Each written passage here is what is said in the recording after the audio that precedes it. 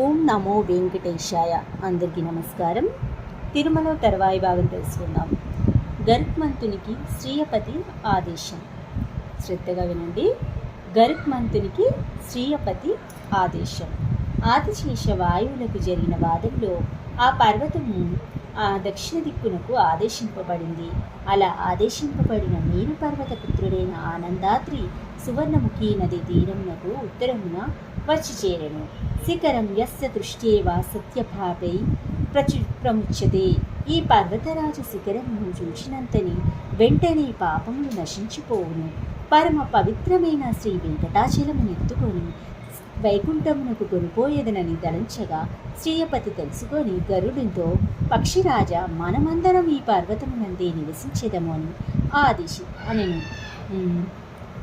త్వం గిరేర్దక్షిణం సామం అసాధ్య వసంత్యత శేషగచ్చవ సేహత్వం తార్క్యత శైలరూపతృ తావనిత్యం మమ స్ప్రీత్యే శైలమాశ్రిత్య సర్వదా అకల్పాంతం వసమీహ జగత్పాలన కారణాత్.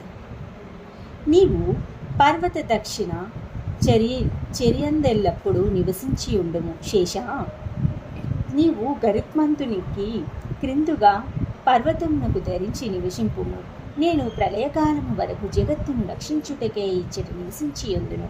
కావున మీరు నా సంతోషమునకై పర్వతమును ఆశ్రయించి ఉండును అని ఆదిశేషుని గరుత్మంతుని ఆజ్ఞాపించి శ్రీనివాసుడు శ్రీదేవితో దేవరాక్షసములచే నమస్కరింపబడుచు పుష్కరిణి తీరమున విహరించుచుండెను. అన్నమయ సంకీర్తనలో శేషాచలమి వెంకటాచలము, పరివాసము శేషాచలము, అధిరూపము ఆనందమయము, బ్రహ్మమయమని అన్నమయ్య తన సంకీర్తనలో కీర్తించెను.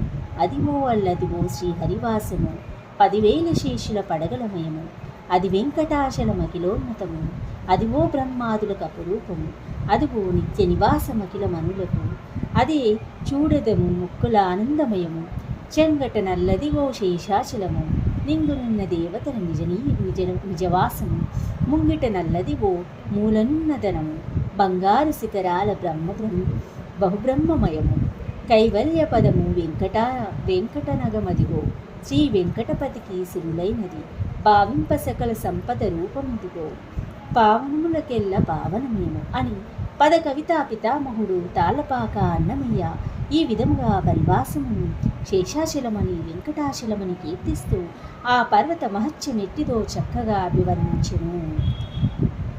తిరుమల తర్వాయి భాగం నెక్స్ట్ ఎపిసోడ్లో తెలుసుకుందాం. ఓం నమో నారాయణాయ.